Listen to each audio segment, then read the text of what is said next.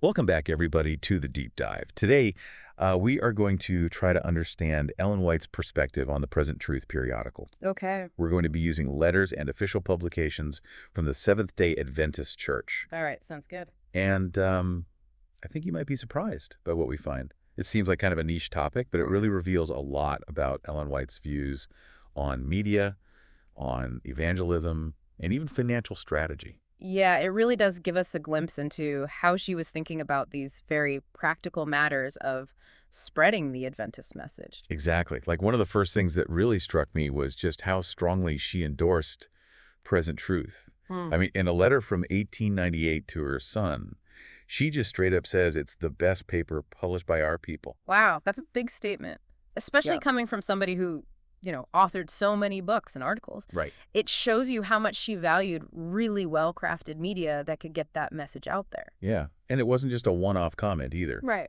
We see multiple instances of her actively promoting present truth. Hmm.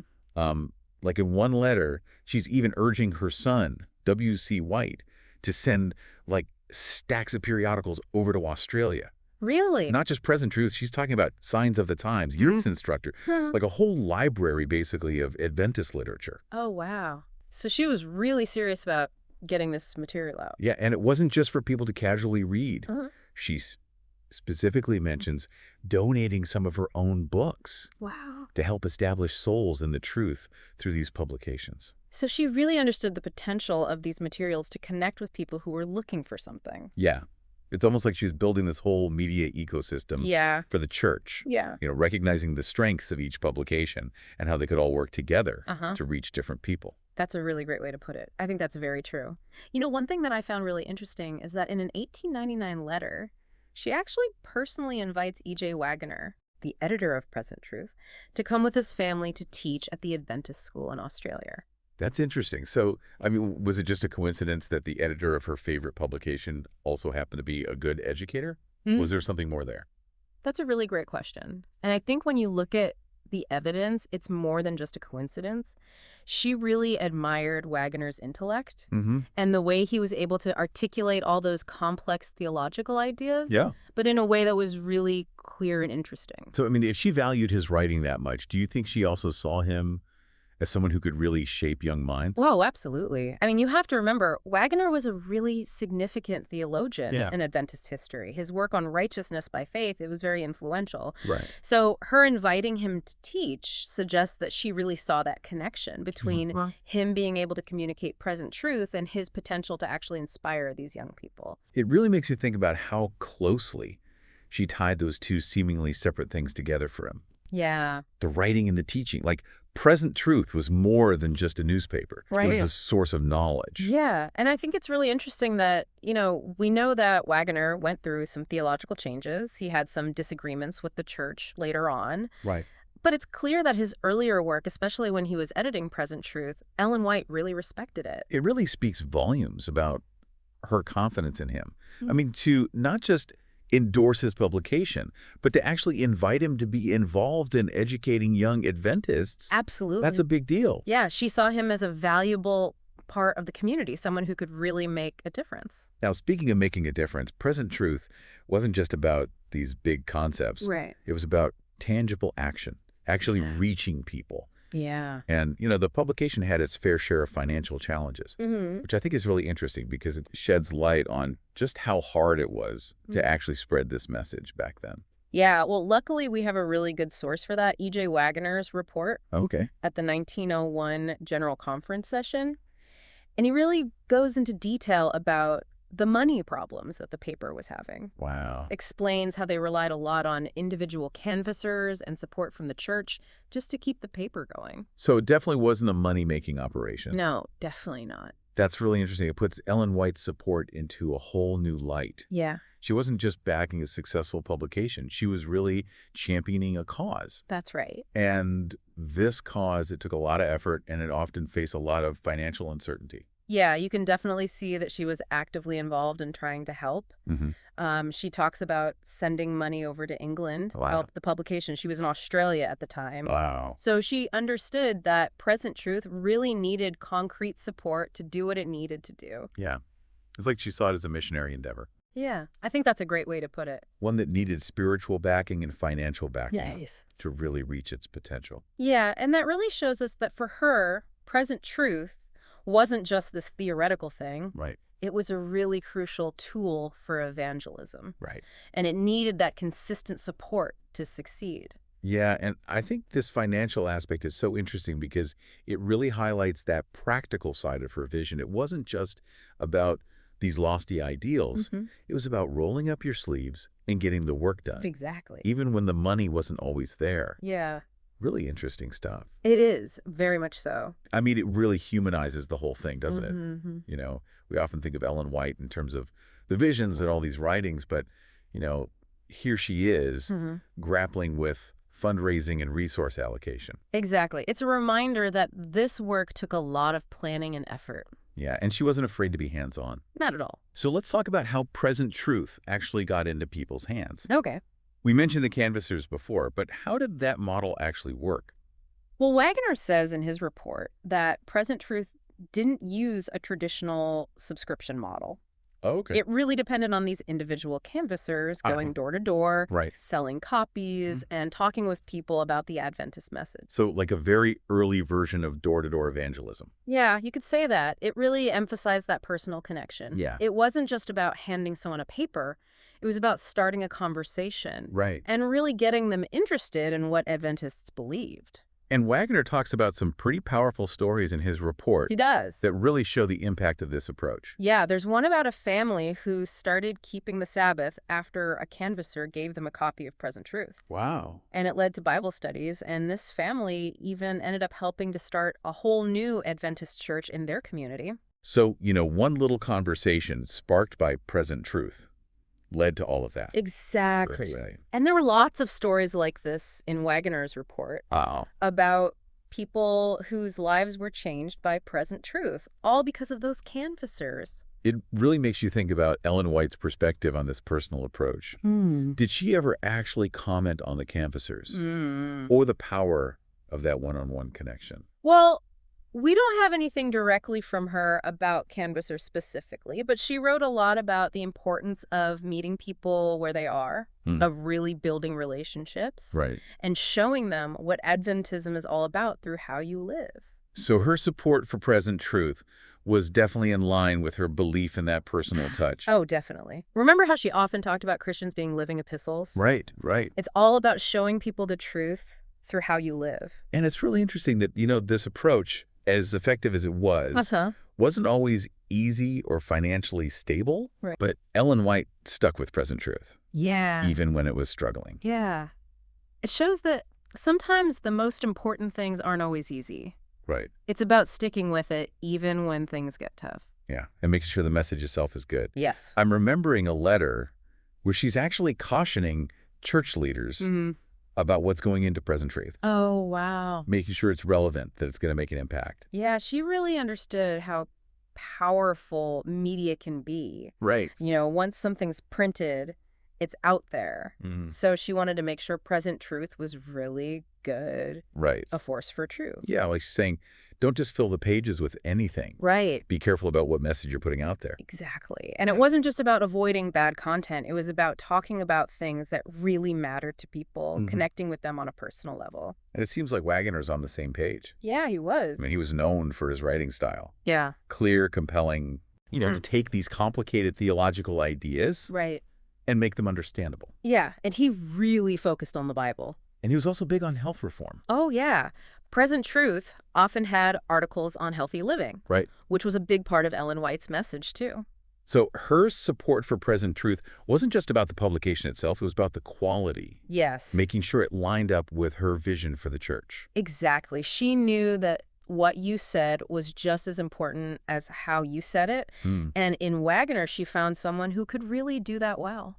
And her endorsement of him goes beyond just the editing, too. Right. Remember, she invited him to teach at that school in Australia. Yeah. It's almost like she saw him as a mentor, a leader. That's a really interesting point. It's like she saw Present Truth as this little model of the Adventist church, focused on good content, personal connections, spiritual growth. Right. It was all part of her bigger vision.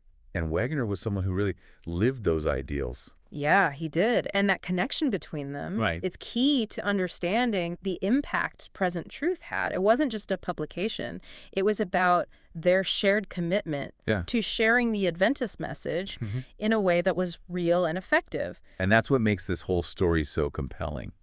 It's not just ideas on paper. It's people working together, supporting each other Yeah. to make a real difference in the world. Absolutely. It reminds us that even the biggest names in history, Right. they were just people with passions and struggles, Yeah. and they really wanted to make a difference. Yeah, it's a reminder that history isn't just about dates and events. It's about people and the choices they made Right. that shaped the world we live in today. And when it comes to Ellen White and Present Truth, Right. those choices helped spread the Adventist message, Right. helped the church grow, touched so many lives. That's a pretty amazing legacy. It really is. But it makes you wonder how all of this connects to the world today. I mean, the media landscape is so different now than it was in Ellen White's time. Yeah, it is. How do we apply these principles?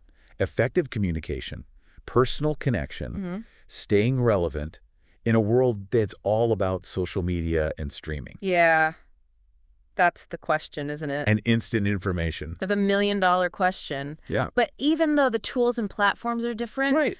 I really believe those basic principles are timeless. So it's not about trying to recreate present truth exactly, Yeah. but more about understanding that spirit behind it Yeah, and finding ways to apply that today. exactly. Right. Like, think about a website Okay. that not only explains Adventist beliefs really clearly, Right. but also gives people a way to connect with each other. Right. Or a podcast that looks at current events through the lens of faith, Right. offering insights and practical advice. Now, what about those digital ambassadors? Yeah. They could be on social media, Yeah. sharing good content, answering questions, Right. building relationships with all kinds of people. It's amazing to think of the possibilities, isn't it? Yeah. We could reach people all over the world in ways that Ellen White couldn't have imagined. But the more people you reach, the more responsibility you have Exact. to make sure the message is not just heard, Right. but understood. That's where what Ellen White said about quality and being relevant is so important. It really is. I mean, there's so much information out there. You Yeah. have to be intentional Yes. to make sure your message stands out, that Right. it really speaks to people. And it can't just be about doctrine. No? It has to be about life. Yeah. The hard stuff we all face, Mhm. the questions we all ask, Right. and the hope that faith can bring. Absolutely. And it has to be presented in a way that people can actually relate to. Yeah, it's a challenge. But if we look to Ellen White's example Yeah. and use the tools we have today, Yeah. I think we can do it. I agree. And we can't forget the most important thing. Prayer, relying on the Holy Spirit. Yeah, Ellen White always said that real success in ministry Right. comes from God. Yes. It's a reminder that we're not doing this alone. As we share this truth, Yeah. we can trust God to guide us, to Mhm. open the right doors, and to Mhm. make our words powerful. And just like God worked through Ellen White and present truth to change people's lives, Yeah, he can work through us today absolutely. to bring hope to a world that desperately needs it. A world that needs it more than ever. It's an amazing thing to think about. It is. As we wrap up this look at Ellen White's perspective on present truth, I'm just filled with this sense of awe Yeah. at her vision, her dedication, her belief in the power of truth. Me too. It's been a really eye-opening experience looking at this often overlooked part of Adventist history. And a journey that I think is worth continuing. You know, we started out wanting to understand how her views on present truth could show us her broader ideas about media, evangelism, even financial strategy. Right. And I think we've done that. I think we have too. We've seen how she understood that media could spread the Adventist message, how important that personal connection was, Yes. and how she wasn't afraid to face the challenges of actually running a publication. Right. But even more than that, Yeah. I think we've come to appreciate her strategic thinking, compassion, and her faith in God's power to work through us. Absolutely. And that's a message that's just as important today as it was back then. So as we end this episode, Okay. I want to leave you with something to think about. How can we apply these lessons Hmm. from Ellen White's support for present truth Yeah. to our own lives and Yeah. our own ministries? It's a really good question. And as we try to answer it, Yeah. let's remember Ellen White and her commitment to spreading the Adventist message. Right. Not just through words, but through what we do, the relationships we build, Right. and our faith in God's power. Thank you for joining us on this exploration of Ellen White and present truth. Yes, thank you. Until next time, keep exploring, keep learning, keep diving deep into the amazing history of the Adventist faith. It really gets you thinking, what would present truth look like today? Yeah. Would it be a website or a podcast or a YouTube channel? Or maybe something totally new that we haven't even thought of yet. Right. I mean, the cool thing about Ellen White's approach is that she wasn't tied to just one way of doing things. Yeah, it was about the principles, Yeah. Clarity, relevance, engagement, Right. and really being dedicated to sharing the truth.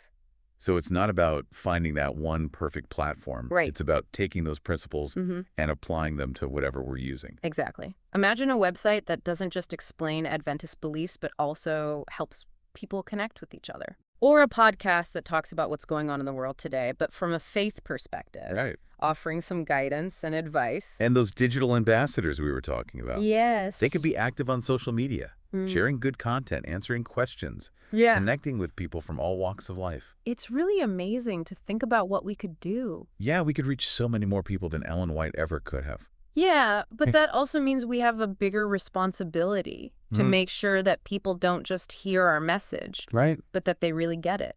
Yeah, and that's where Ellen White's emphasis on quality and relevance is so important. It really is. I mean, think about it. There's just so much information out there these days. Right. We have to be really deliberate about making our message stand out. Yeah, it has to connect with people where they are. Exactly. It Right. can't just be about doctrine. Right. It has to be about life, Yeah. about the struggles people are going through, The tough questions. the things that keep them up at night. Right. And offering them hope. Yes. And it has to be something they can understand and relate to. It's definitely not easy. No, it's not. But I think if we learn from Ellen White's example Uh-huh. and use all the amazing tools we have today, Yeah. we can do it. We can. And we can't forget about the most important thing. Right. The Holy Spirit. Yes, Ellen White always emphasized that real success in ministry comes from God. Yeah, we can't do this on our own. Exactly. Yeah. As we share this message with the world, Yeah. we can trust God to guide us, to open up the right opportunities, Look, and to make our words powerful. It's just like he worked through Ellen White and present truth He can work through us today. to bring hope to a world that needs it so badly. Absolutely. A world that's hurting and searching for answers. What a powerful thought to end on. It really is. As we finish up this deep dive into Ellen White's perspective on present truth, I'm just left feeling so inspired and challenged. Me too. It's been such a privilege to explore this part of Adventist history with you. And thank you to all of you listening for joining us on this journey. Yes, thank you. We hope you've gained some new insights and maybe even a renewed sense of purpose. Yeah, remember the legacy of present truth lives on. It does. Not in a specific publication, but in the hearts of everyone who's committed to sharing God's truth. Until next time, keep seeking truth, keep sharing hope, and keep diving deep into the rich history of our faith.